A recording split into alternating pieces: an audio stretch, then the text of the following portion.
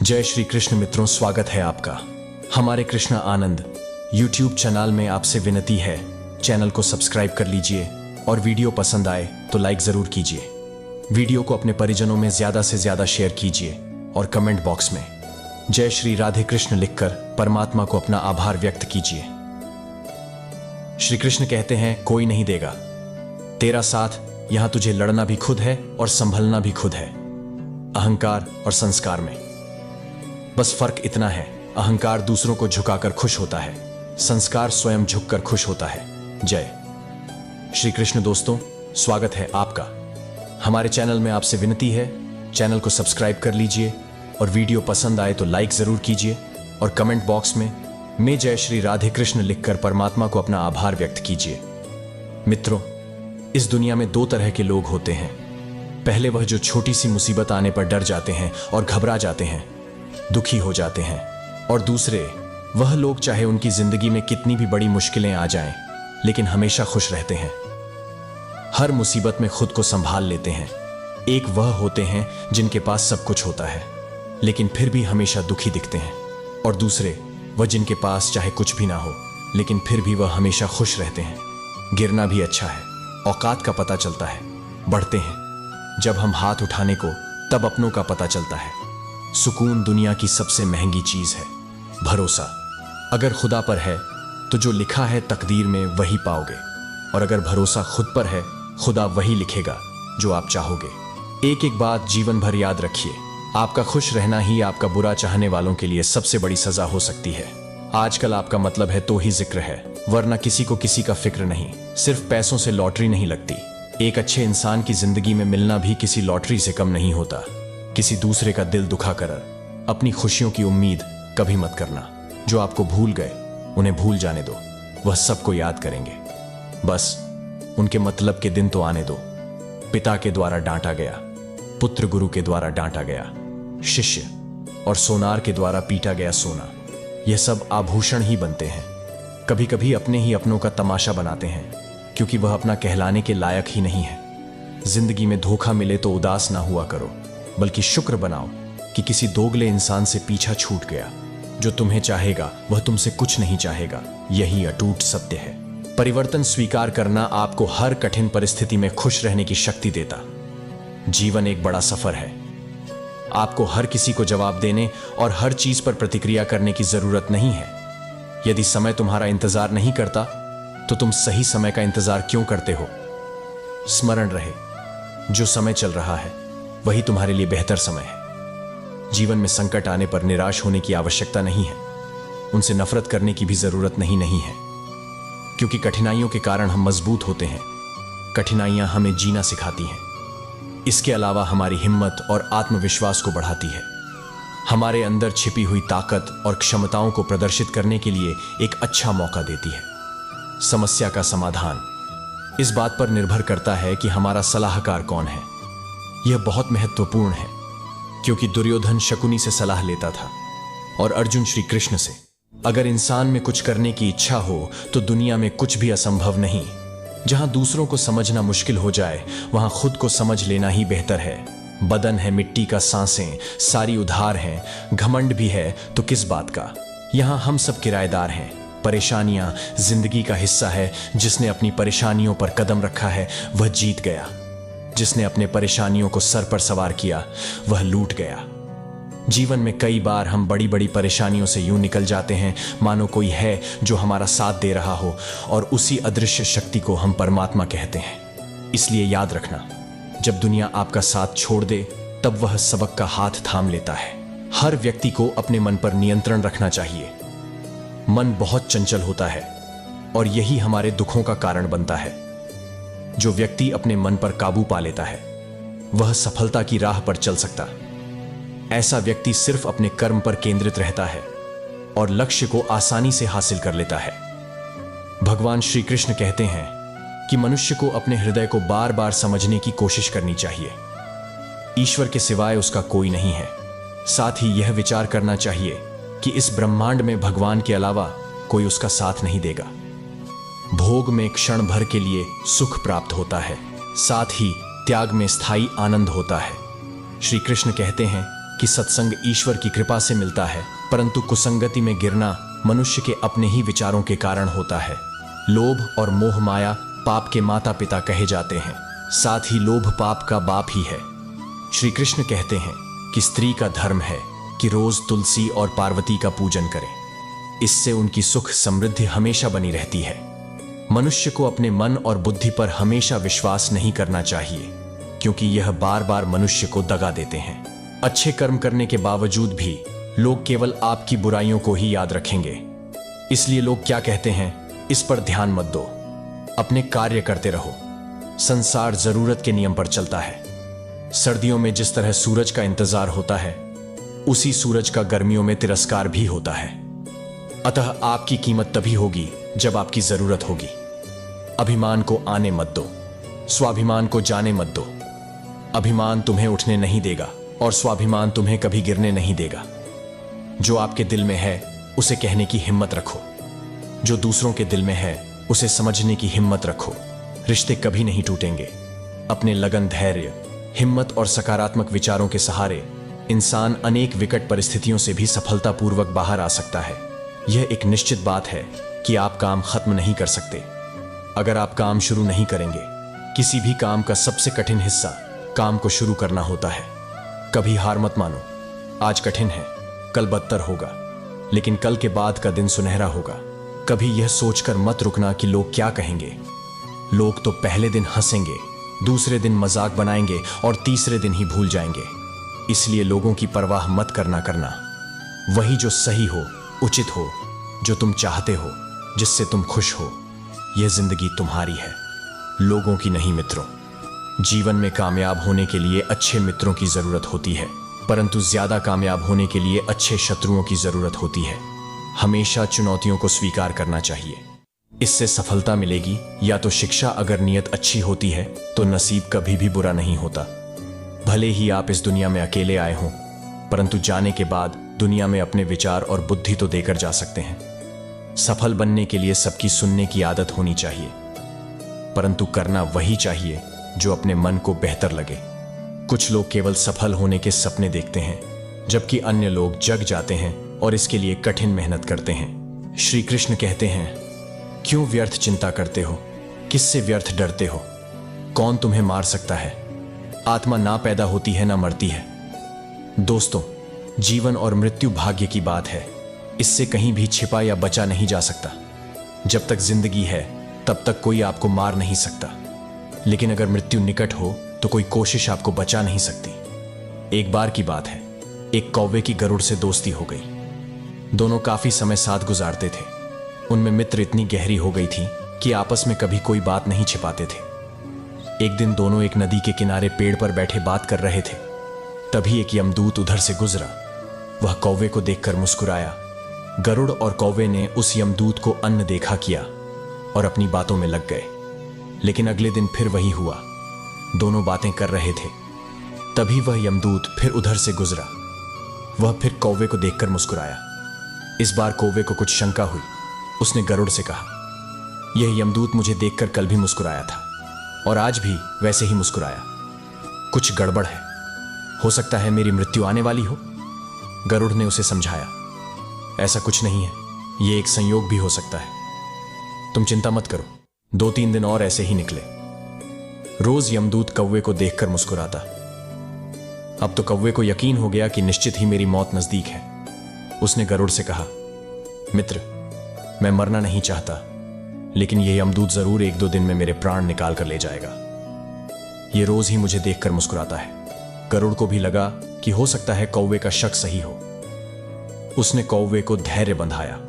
गरुड़ ने कौवे से कहा, तुम चिंता मत करो मित्र, मैं तुम्हें यहां से इतनी दूर ले जाऊंगा कि यह यमदूत तुम्हें दिखाई ही ना दे। गरुड़ ने कौवे को अपनी पीठ पर बैठाया और उस जंगल से हजारों किलोमीटर दूर कैलाश पर्वत पर ले गया। दोनों को अब यह डर नहीं रहा कि यहां कोई उन्हें परेशान कर सकता है। लेकिन वे जैसे ही कैलाश पर्वत पर पहुंचकर एक गुफा तक पहुंचे, वहां वह यमदूत पहले से ही मौजूद था। उसने कौवे को देखते ही उस पर पाश फेंक कर उसके प्राण निकाल लिए। गरुड़ देखता रह गया। उसने यमदूत से पूछा, तुमने इसे मारा? क्यों? यमदूत ने कहा, इसकी मौत इसी समय लिखी थी, इसलिए इसके प्राण निकाल लिए। गरुड़ ने फिर पूछा, तो फिर तुम इसे देखकर उस जंगल में मुस्कुराते क्यों थे? इसे मारना ही था तो वही मार देते। यमदूत ने जवाब दिया, इसकी मौत कैलाश पर्वत पर ही लिखी थी, लेकिन 4-5 दिन पहले इसे उस जंगल में देखकर मुझे यह आश्चर्य हो रहा था कि यह इतने कम समय में वहां पहुंचेगा कैसे, क्योंकि इसके पंख भी छोटे हैं और यह लंबी उड़ान भी नहीं भर सकता। तो हजारों योजन दूर कैलाश तक यह पहुंचेगा कैसे? यही सोचकर मैं रोज मुस्कुराकर गुजर जाया करता था। लेकिन भाग्य देखो, तुम इसके परम मित्र ही इसे यहां तक इतने कम समय में ले आए। ले भगवान श्री कृष्ण कहते हैं, कर्म योग ही वह योग है जिसके माध्यम से हम अपनी जीवात्मा से जुड़ पाते हैं। कर्म योग हमारे आत्मज्ञान को जागृत करता है। इसके बाद हम न केवल अपने वर्तमान जीवन के उद्देश्यों को, बल्कि जीवन के बाद की अपनी गति का पूर्वाभास प्राप्त कर सकते हैं। इस योग में कर्म के द्वारा ईश्वर की प्राप्ति की जाती है। भगवान उसकी मदद किसी न किसी रूप में करने आ ही जाते हैं। भाग्यशाली वे होते हैं जिन्हें समय और समझ दोनों एक साथ मिलते हैं, क्योंकि अक्सर समय पर समझ नहीं आती, और जब समझ आती है तो समय चला जाता है। जीवन में पैसा सब कुछ नहीं होता, लेकिन जीवन में पैसा बहुत कुछ जरूर होता है। और जो व्यक्ति बहुत कुछ को सब कुछ समझ बैठता है, अंत में उसके पास कुछ भी नहीं बचता। समय का उपयोग करके बहुत साधन कमाया जा सकता है, लेकिन धन का उपयोग करके एक पल भी नहीं बढ़ाया जा सकता। अतः समय का सही उपयोग करना सीखो। लोहे को कोई नष्ट नहीं कर सकता, लेकिन लोहे पर लगी जंग उसे धीरे धीरे नष्ट कर देती है। इसी प्रकार कोई आपको हरा नहीं सकता, लेकिन आपकी गलत सोच आपको धीरे धीरे हार के द्वार पर खड़ा कर देगी। इसलिए अच्छा सोचो और जीत जाओ। जीवन में उछल तो ऐसे कि सारे आसमान को छू लो। जीवन की गहराई में ऐसे डुबो कि उसके सभी चमकते मोती खोज निकालो। फैलो तो ऐसे कि पूरी कायनात में समा जाओ। अच्छा सोचोगे तो अच्छा वापस आएगा, बुरा सोचोगे तो बुरा वापस आएगा। हमारे सिख गुण हमारे अंदर हीन भावना पैदा करके हमें खुद को उदास और नुकसान पहुंचाते हैं, और हमारे राजसिक गुण हमें ईर्ष्यालु और लोभी बना देते हैं।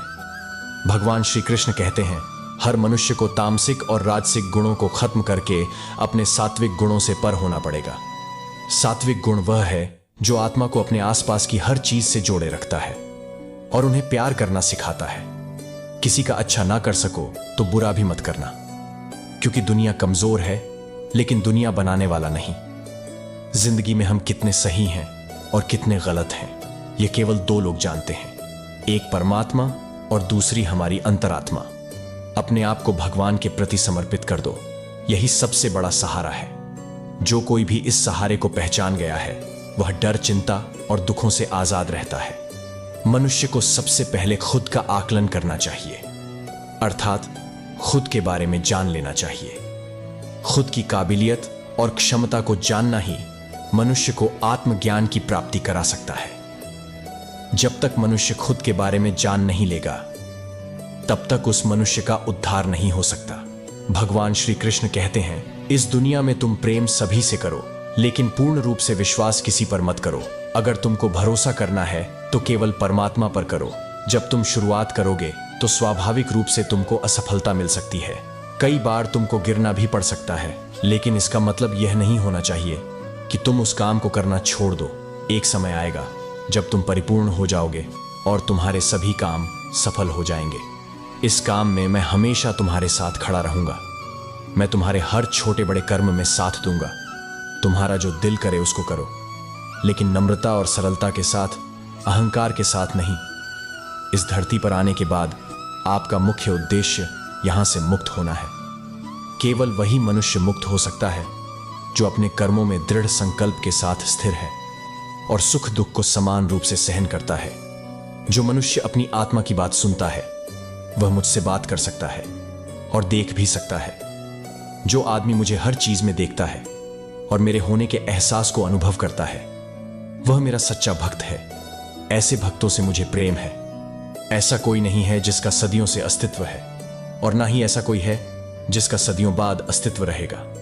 यहां कुछ स्थायी नहीं है। मैं सभी के घरों में निवास करता हूं। मेरी ऊर्जा सभी जगह समान रूप से वितरित है।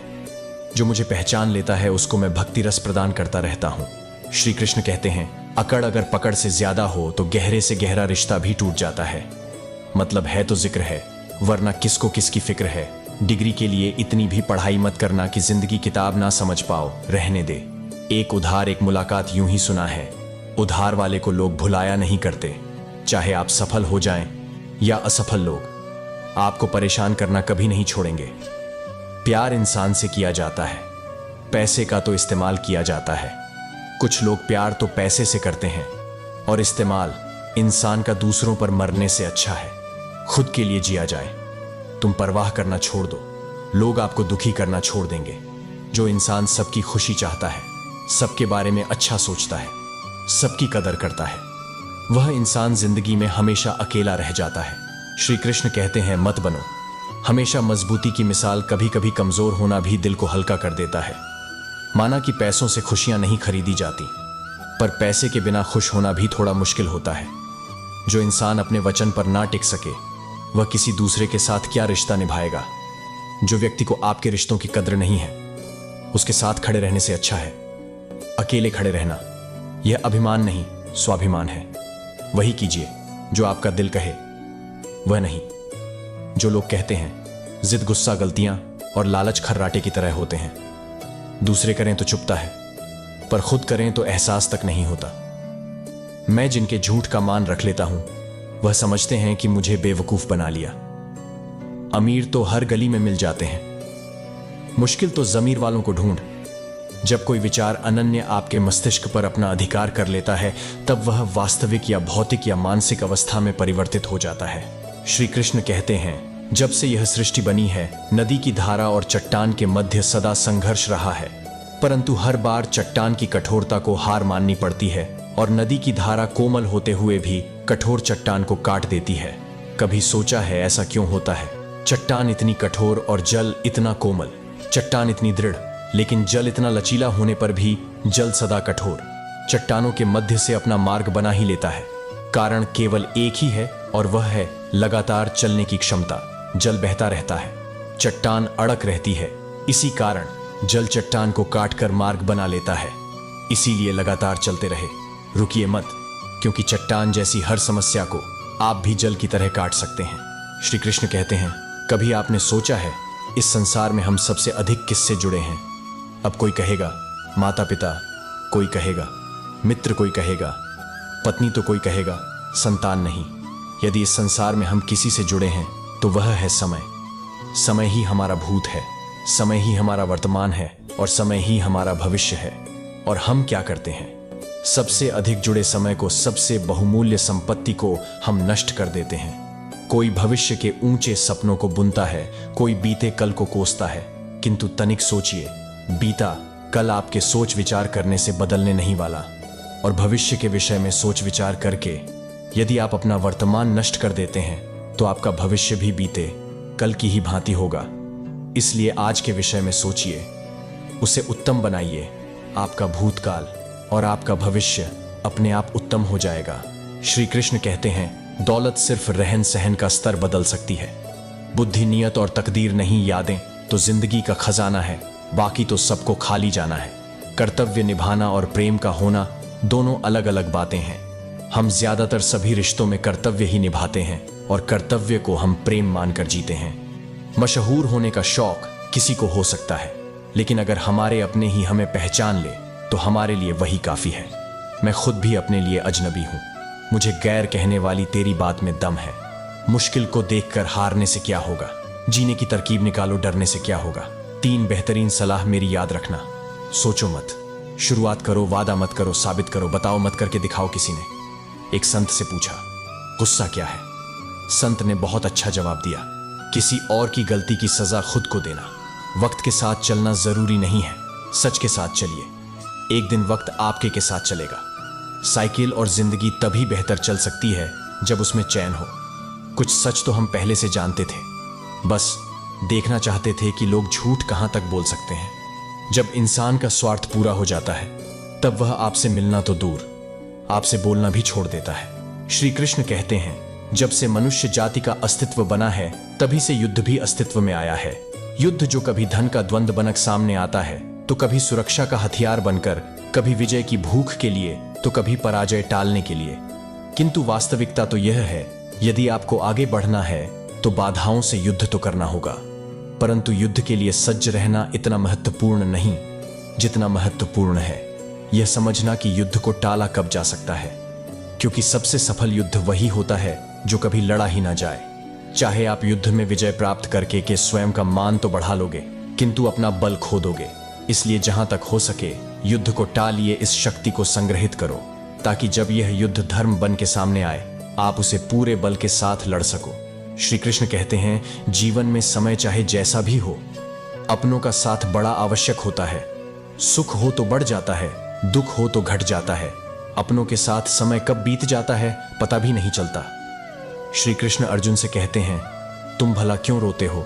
तुमने जो खोया क्या वह तुमने पैदा किया था? आज जो तुम्हारा है वह कल किसी और का होगा, क्योंकि परिवर्तन ही संसार का नियम है। किसी का अच्छा ना कर सको तो बुरा भी मत करना, क्योंकि दुनिया कमजोर है लेकिन दुनिया बनाने वाला नहीं। यदि कोई व्यक्ति विश्वास के साथ इच्छित वस्तु को लेकर नित्य चिंतन करता है तो वह जो चाहे वह बन सकता है। सच्चा धर्म यह है कि जिन बातों को इंसान अपने लिए अच्छा नहीं समझता उन्हें दूसरों के लिए भी प्रयोग ना करें। कोई भी व्यक्ति अपने विश्वास से बनता है, वह जैसा विश्वास करता है उसी अनुरूप बन जाता है। जिंदगी में कभी भी किसी को इतना महत्व मत दो कि वह तुम्हारे चेहरे से मुस्कान ही छीन ले। अपने जीवन की समस्याएं किसी के साथ साझा मत कीजिए, क्योंकि 80 पर लोगों को उससे कोई फर्क नहीं पड़ता। बाकी के 20 पर लोग खुश होंगे कि आपके जीवन में यह समस्याएं हैं। कामयाबी तो सिर्फ वही हासिल करता है जो वक्त और हालातों पर रोया नहीं। इस संसार में कुछ भी स्थायी नहीं है। अपने आप को बहुत अधिक नाव ना दे, क्योंकि स्थिति चाहे कितनी भी खराब हो यह बदल जाएगी। वक्त के साथ साथ बहुत कुछ बदल जाता है, लोग भी, रास्ते भी, एहसास भी और कभी हम खुद भी। जो तूने आज दूसरों के साथ किया है वही कल तुम्हारे साथ भी होगा। यही नीति का नियम है। बनना है तो किसी की कमी बनो, जरूरत नहीं।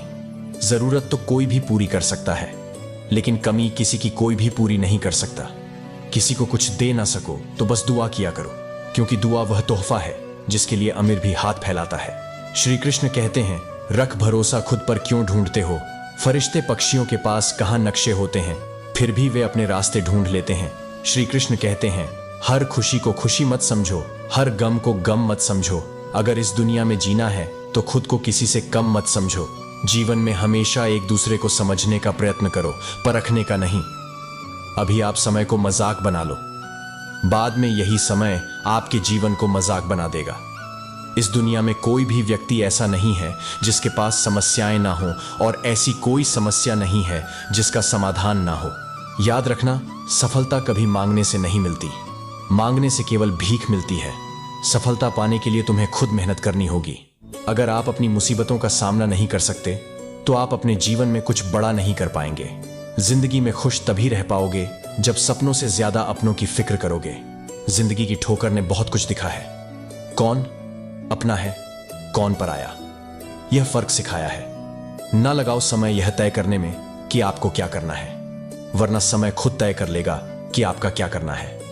निर्णय लेते समय न ज्यादा खुश हो और न ज्यादा दुखी हो, यह दोनों ही परिस्थितियां आपको सही निर्णय नहीं लेने देती हैं। सत्य कभी दावा नहीं करता कि मैं सत्य हूं, लेकिन झूठ हमेशा दावा करता है कि सिर्फ मैं ही सत्य हूं।